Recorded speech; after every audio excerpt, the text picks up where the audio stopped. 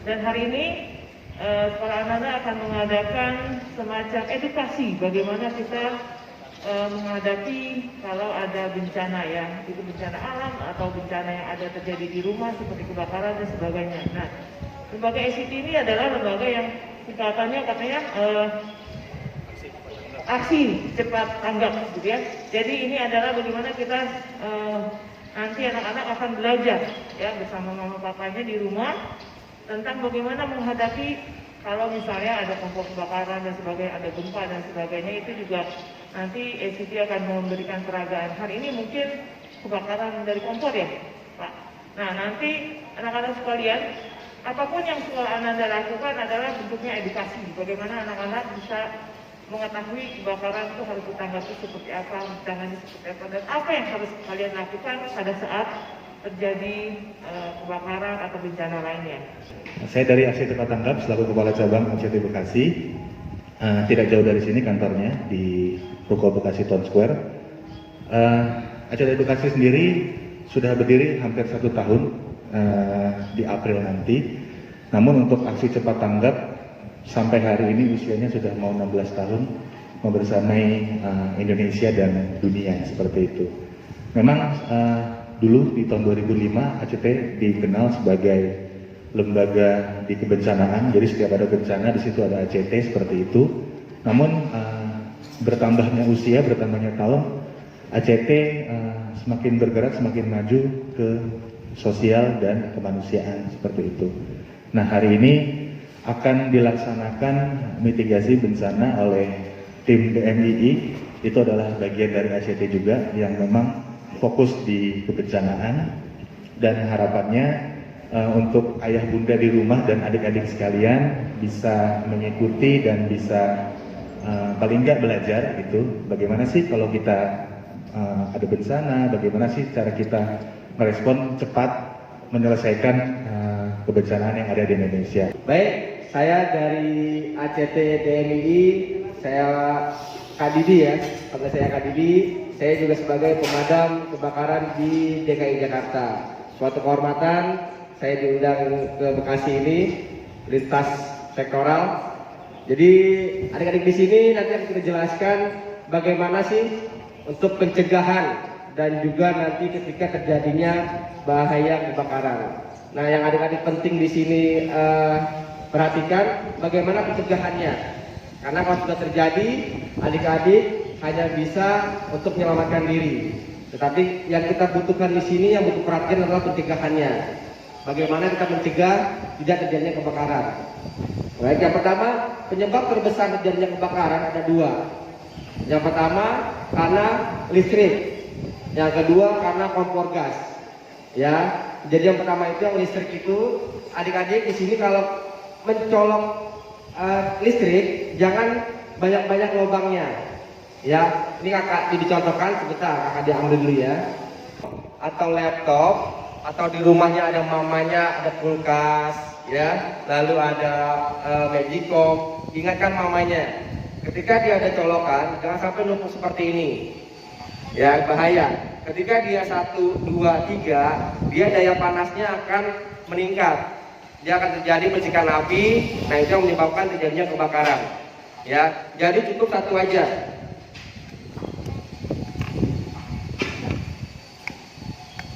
Ya, cukup ini aja. 1 lubang, 1 colokan. Ya, adik-adik ya. Jadi jangan ngecas handphone sambil dipakai juga. Jadi usahakan setiap ngecas handphone, matikan handphonenya. Karena banyak kejadian itu handphonenya juga meledak ketika dicas sambil dimainkan. Ya, jadi ingatkan mamanya juga di rumah, ketika ada colokan-colokan blender, kulkas, setrikaan, jangan sampai menumpuk. Ya, itu pertama dari listrik. Ketika untuk pemasangan listriknya, gunakan listrik yang tebal. Ya, dilakukan setiap tahunnya pengecekan instalasi listriknya. Ini mamanya ada ya di sini ya, mama papa. Kalau dicek instalasi listriknya setiap tahun rutin. Karena kita nggak tahu namanya itu tikus, binatang yang jahat, kecil tapi jahat. Dia suka gigitin kabel-kabel.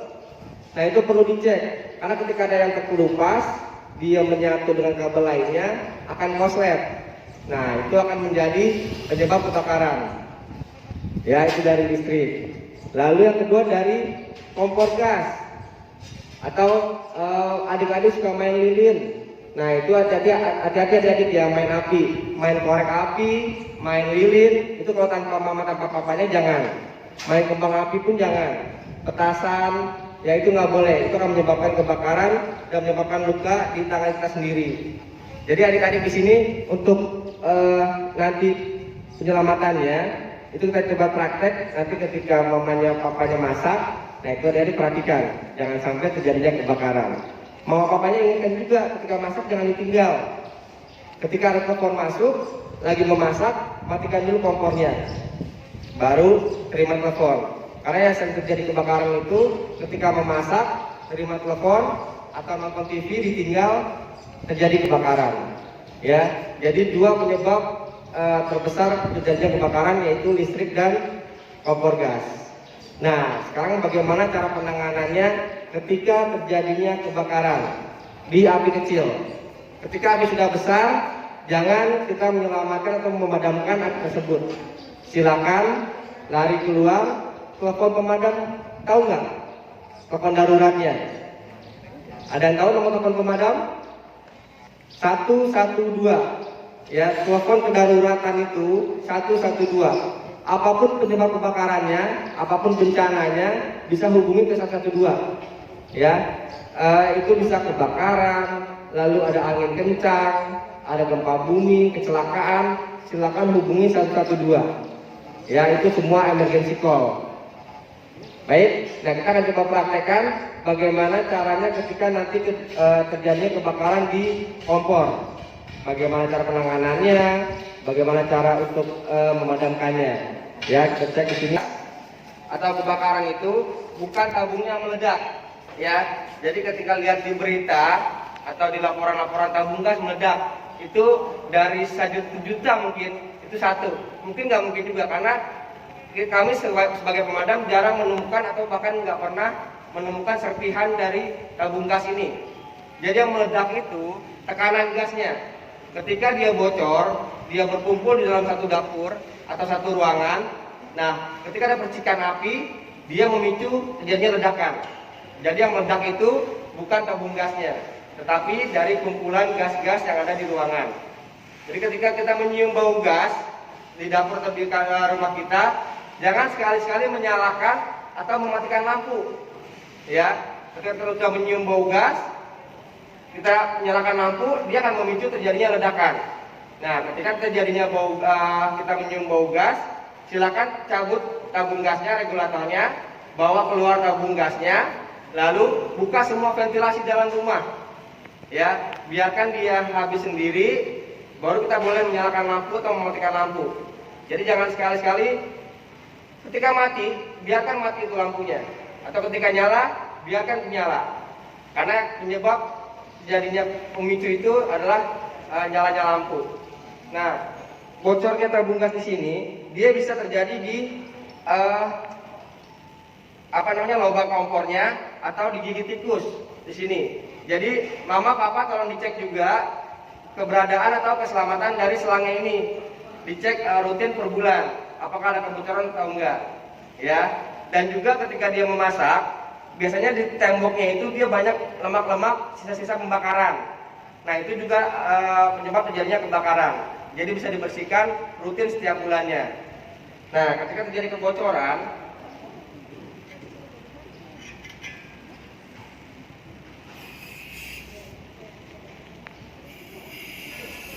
nah dia akan bau gas. Dia akan bau gas di sini. Silakan cabut regulatornya aja. Ya. Bawa keluar tabungnya, keluar ke ruangan yang terbuka, buka semua ventilasi, biarkan dia habis sendiri. Nah, ketika dia terjadi kebakaran, terbakar misalkan kabelnya atau selangnya,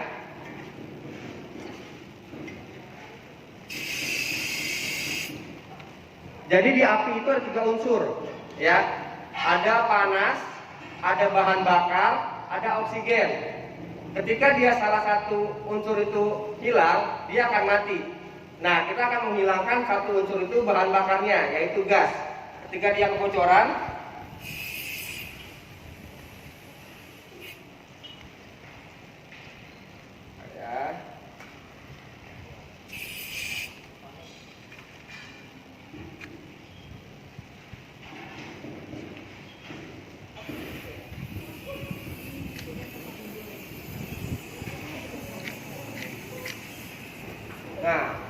seperti ini, jangan panik ibu-ibu, mama-mama, papa-papa ya. Tinggal cabut aja regulatornya. Mati nggak? Dia akan mati. Ini menghilangkan unsur bahan bakarnya. Jadi ketika kebakaran besar, jangan panik, cabut regulatornya, bawa tabung gasnya keluar. Ya, itu ketika kebocoran di dalam selangnya.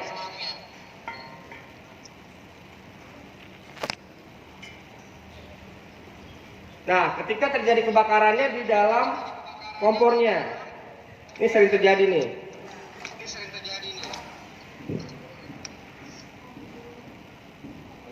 Nah, airnya jangan ikutin di rumah. Don't try this at home.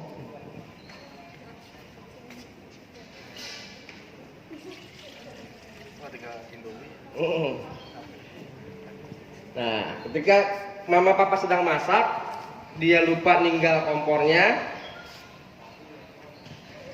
terjadi kebakaran di wajannya.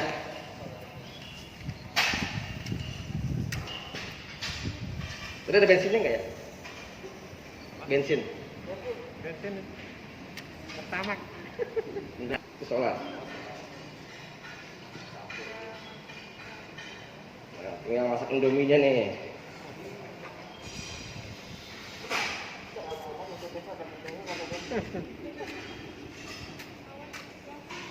Nah, sering terjadi seperti ini.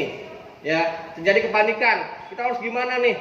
Lari keluar, akhirnya keburu kebakar yang ada di dapur. Ada kitchen set, ada ember, ada baskom di situ. Nah, tinggal di sini cuman cabut regulatornya terlebih dahulu. Ambil handuk, ya. Tapi jangan lupa dibasahin terlebih dahulu. Teman ayamnya, kita ke kamar mandi, lari. Jangan panik, intinya jangan panik.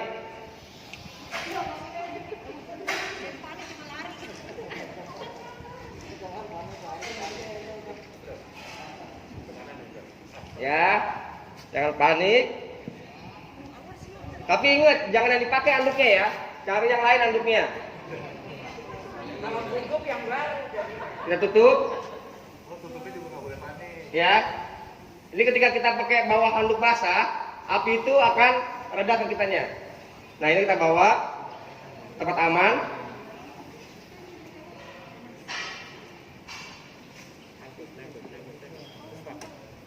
Tak.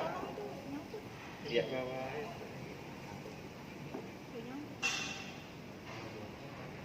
Nah, ini kita amankan di sini. Mati ya. Jadi ketika terjadi seperti itu, jangan lari keluar. Dia makin besar, akhirnya mengenai plafon, mengenai kitchen set, seperti itu. Untuk terjadi kebakaran di atas wajan. Oke, untuk mudahnya sebenarnya pakai tabung pemadam. Jadi mama, papa sebaiknya di rumah itu mempunyai tabung pemadam. Seperti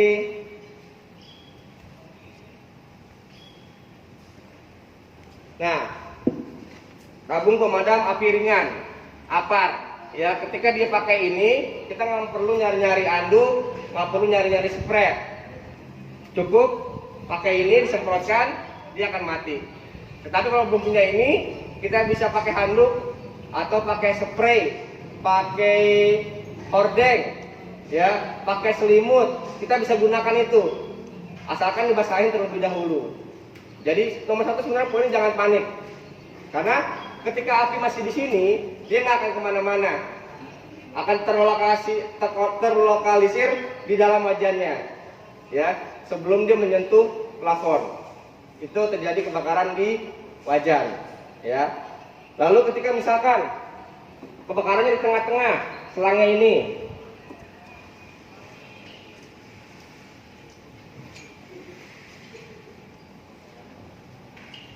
ketika terjadi kebakaran di tengah-tengah selangnya, ya,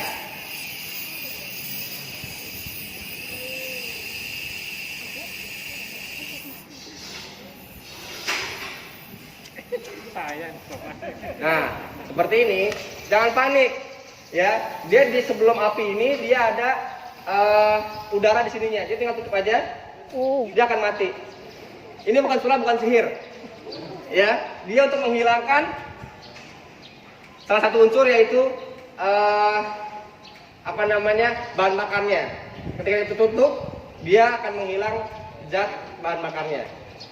Ya. Nah, silakan di sini mungkin ada yang mau nyoba. Guru-guru. Nah, tepuk tangan dulu dengan di rumah buat Vespa nih. Oh, dia sama tangga sendiri. Nah, itu perlu di rumah. Iya, langsung ya. Jangan panik. Nah, langsung, hop. Jangan lama. Nggak panas? Enggak. Hop. Awas. Serius? Tuh, ya. Tepuk tangan buat Miss Netanya. Misalkan ketika terjadi kebakaran besar, dia asap itu biasanya adanya di atas. Udara lebih berat dibandingkan asapnya. Jadi ketika dia kebakaran besar ada asap, jalannya usahakan merangkak. Ya, kita balik kembali baik.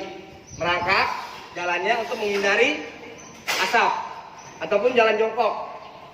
Itu untuk penyelamatannya. Kalau sudah besar. Ya, jangan sekali-sekali kita ngumpet di kamar mandi, lalu apalagi naik ke atas. Sebisa mungkin kita menerobos keluar. Dan apa yang pertama kali kita bawa ketika kebakaran? Ada yang tahu? Bawa apa ibu-ibu? Kebakaran besar nih. Kita keluar bawa apa? Sertifikat rumah. Ya, bawa anak.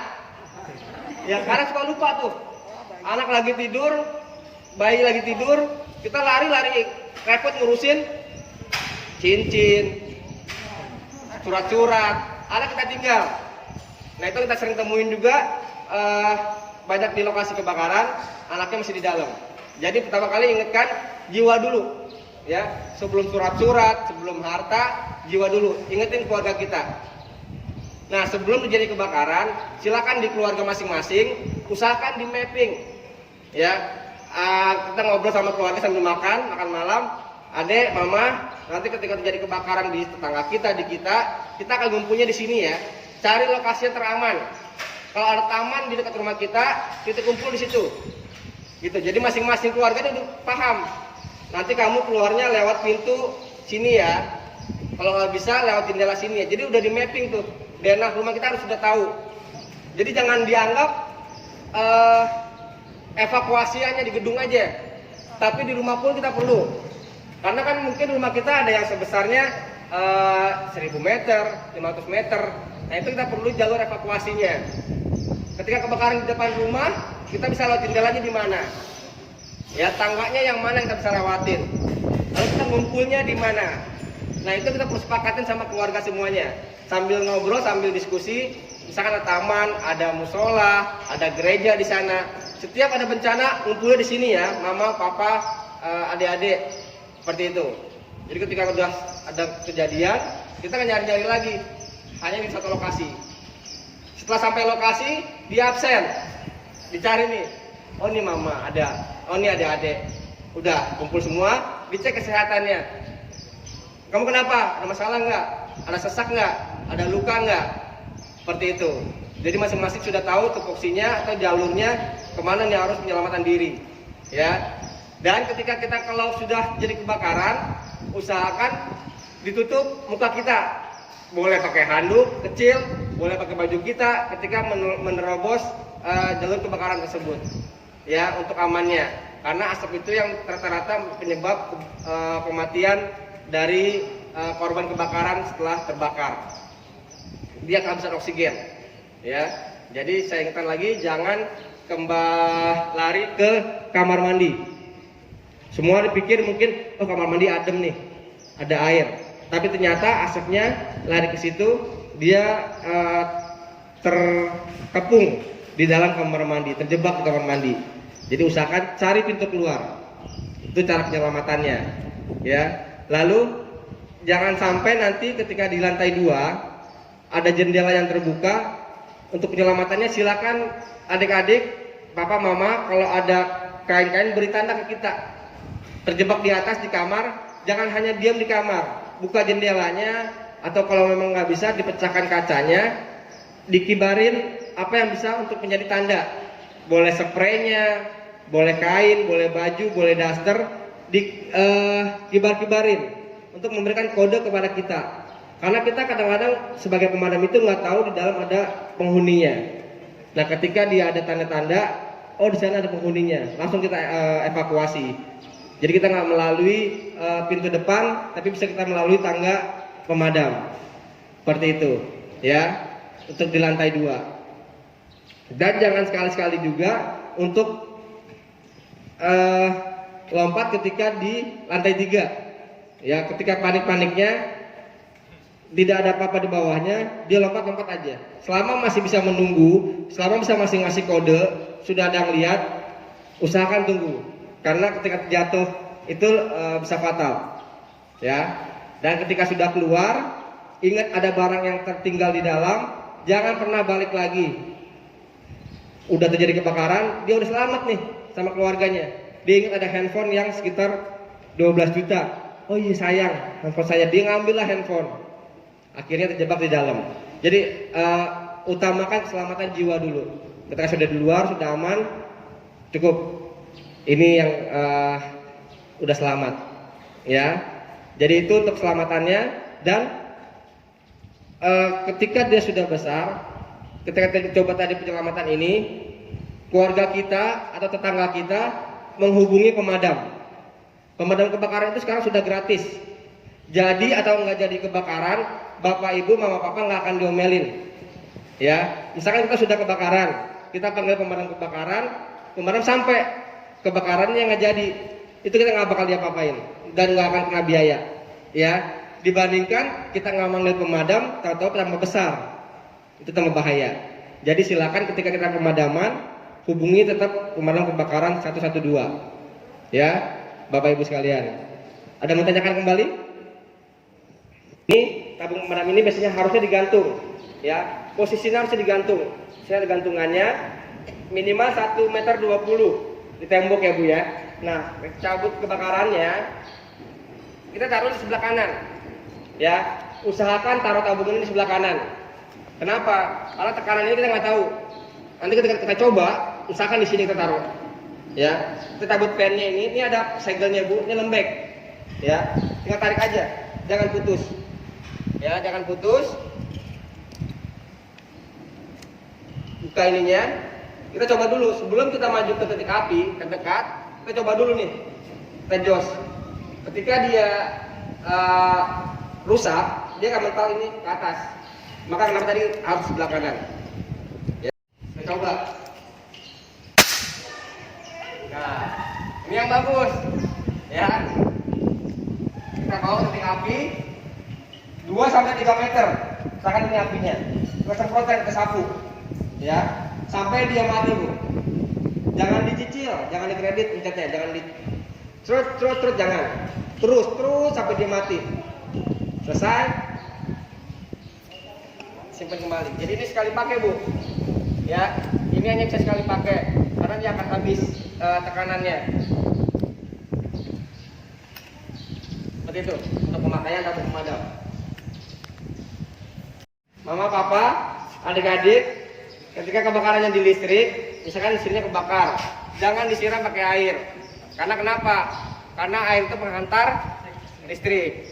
Ya, jadi akan nyamber ke kita. Amannya pakai apa? Pakai tabung pemadam. Kalau tidak ada, Matikan listriknya Bu. Jadi sikringnya di rumah tuh, LCB-nya turunin. Ya, dia akan memutus aliran listriknya. Nah, ketika kita turunin listriknya, baru boleh kita siram. Jadi sebelum kita turunin listriknya, jangan sekali-sekali kita siram. Ya, LCB turunin, siram, baru mati. Seperti itu. Tadi poin pertama apa ketika terjadi kebakaran? Jangan panik, karena ketika panik kita sudah ngeblank semuanya. Karena cara memegang karungnya pun, memegang handuk pasanya pun kita ada tekniknya. Ya, jangan sembarangan. Jangan sampai kita memadamkan api tapi ada yang terluka di kitanya. Nah, untuk cara pemegangannya seperti ini. Ya, seperti kita berdoa. Tangan kita nih, ya. Doa seperti ini. Nah, fungsinya apa? Untuk menutupi semua tubuh kita dari bahaya jeratan api. Ya, nih dari muka lengan, ya, tangan, tubuh kita semua tertutupi. Nah, ketika sudah dekat dengan apinya, jangan ragu-ragu nanti. Contohkan ya.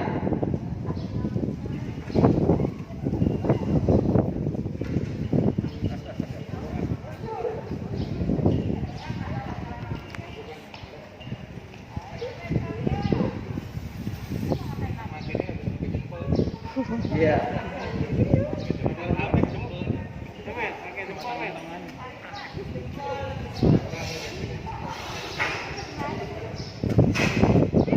Angin.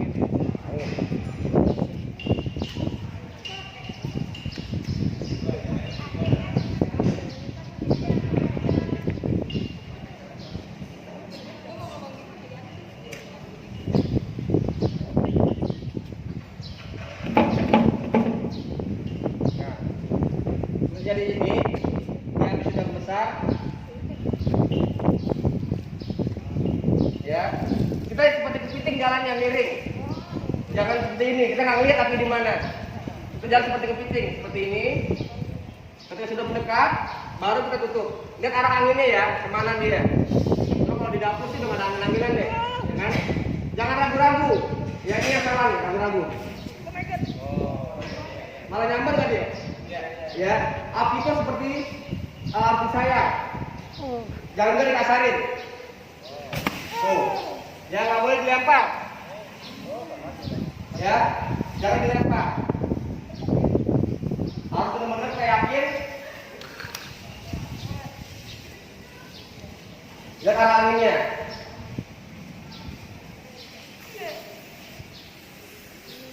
Oke, bukan cuma bukan sihir. Nah, untuk meyakinkannya lagi, jangan sembarangan juga bukanya. Karena kenapa? Tadi ada 3 unsur api. Ada oksigen yang masuk, dia akan nyala kembali. Ya, dan untuk membuka itu harus hati-hati. Kita lindungin. Khawatir ada penyalaan kembali. Ya, seperti itu. Ayo, silakan Mas ambil karungnya. Iya, kita bantu ya. Ayo kebakaran, ayo. Ayo kebakaran. Nah, sekarang pegang karungnya. Jempolnya di depan. Nah, sama. Jempolnya di depan. Sep, dilipat ke dalam. Nah, lindungin. Kepala lindungin. Nah, maju. Lihat arah anginnya. Ya. Oke, yakin. Jangan dilongok. Ya, maju. Terus. Jangan dilongok, terus. Turun. Ya. Cabutnya pun pelan-pelan. Seperti tadi. Ambil ke tadi cabutnya. Bentar.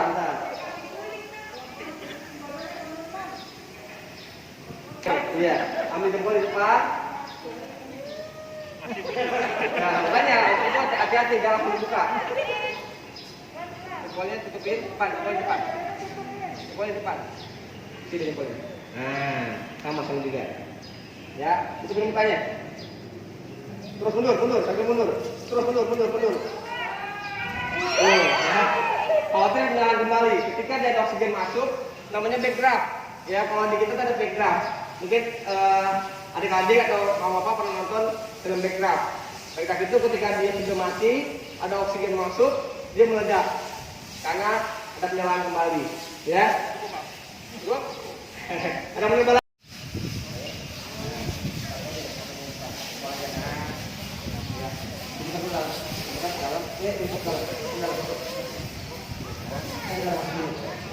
Nah, ya, jalannya seperti kepiting, mundur dulu.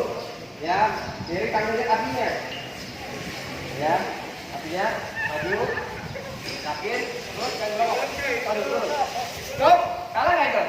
Jangan dilempar. Ya, jadi jangan dilempar. Ulang lagi ya. Cut.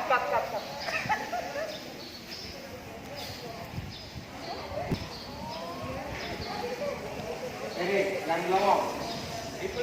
Ya. Oke. Pastikan dia mati, nggak ada udaranya, tutup semuanya, ya. Ya, ambil lagi. Ambil lagi, kita lagi, Pak. Oke. Tangannya di depan jempolnya. Oke, mundur. Ya. Nah, satu lagi, ini mana wajahnya nih, wajah nih.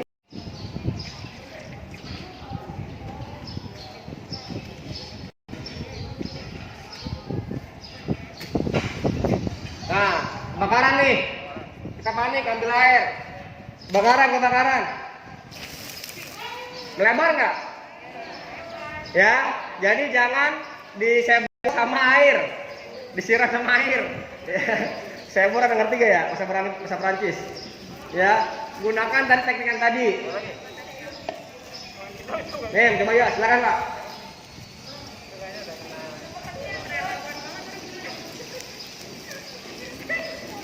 Nyuci. Ketahuan kalau minuman kan. Ya. Oh, tuh bahaya tuh dilempar. Nah, kalau kayak gitu jangan kita ambil, biarin. Misalkan gini. Misalkan 2 kali ya. Sini bisa ada api nih, misalkan nyala. Biarin, kita ambil lagi satu lagi kainnya. Ambil kain lagi atau bahan lagi untuk nutupin celah yang tadi masih terbuka. Ya. Seperti ini. Jadi jangan sampai kita ngambil ini kita tarik. Lebih bahaya nanti. Jadi ambil lagi yang lain, basahin lagi, tutup celah yang terbuka tadi. Ya. Ulang.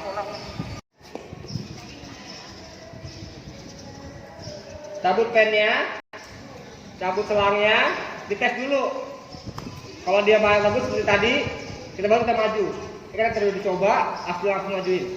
Jangan terlalu dekat untuk ke titik apinya. Kita cek karena nggak boleh terlalu dekat. Tuh, dia malah membesar. Ya, harusnya disapu. Terus dijos, jangan dicicil, jangan dikredit sampai dia mati. Ya, seperti itu.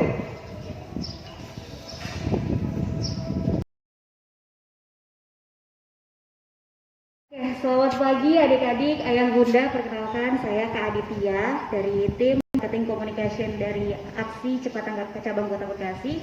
Nah, hari ini kan tadi adik-adik udah melihat ya proses untuk tanggap bencana kalau misalkan ada kebakaran di rumah adik-adik ataupun ayah bunda. Nah, kami dari pihak tim ACT Aksi Cepat Tanggap Kota Bekasi ingin mengajak nih ayah bunda serta adik-adik untuk mendonasikan sedikit rezekinya untuk saudara-saudara kita yang saat ini terkena bencana musibah longsor, musibah banjir dan musibah yang saat ini sedang melanda Indonesia, khususnya di Sulawesi Barat dan Kalimantan Selatan.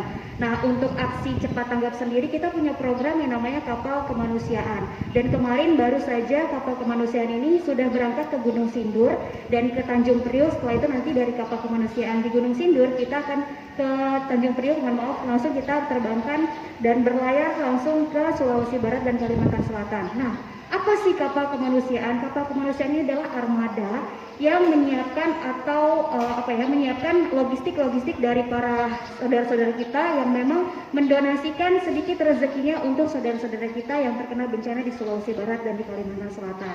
Nah, maka dari itu Kak Adit meminta atau mengajak nih adik-adik semua dan ibu, ayah, bunda, papa, mama, dan mami untuk sedikit menyisihkan rezekinya kepada saudara-saudara kita, bentuknya dalam bentuk uang ya kalau untuk saat ini, karena kapal kemanusiaan kita sudah berangkat berlayar ke Sulawesi Barat. Jadi untuk saat ini mungkin nanti bisa disalurkan langsung ke pihak sekolah SD Ananda gitu. Karena di sana kondisi terkini saat ini informasi yang kami dapat adalah di sana rumah-rumah sudah mulai runtuh, sudah tidak ada rumah lagi bahkan. Terus mereka juga butuh makan, butuh pakaian, butuh pangan. Nah, coba bayangkan ketika kita yang merasakan hal itu, bagaimana rasanya ketika kita merasakan hal seperti itu tapi tidak ada saudara-saudara kita yang membantu. Maka dari itu Kak Adit mengajak adik-adik, ayah, bunda untuk menyisihkan sedikit rezekinya untuk saudara-saudara kita di Sulawesi Barat dan Kalimantan Selatan. Mungkin itu aja. Terima kasih sudah mengikuti webinar tanggap bencana ini. Semoga mudah-mudahan kita bisa ketemu lagi di lain kesempatan untuk tanggap-tanggap bencana selanjutnya. Terima kasih.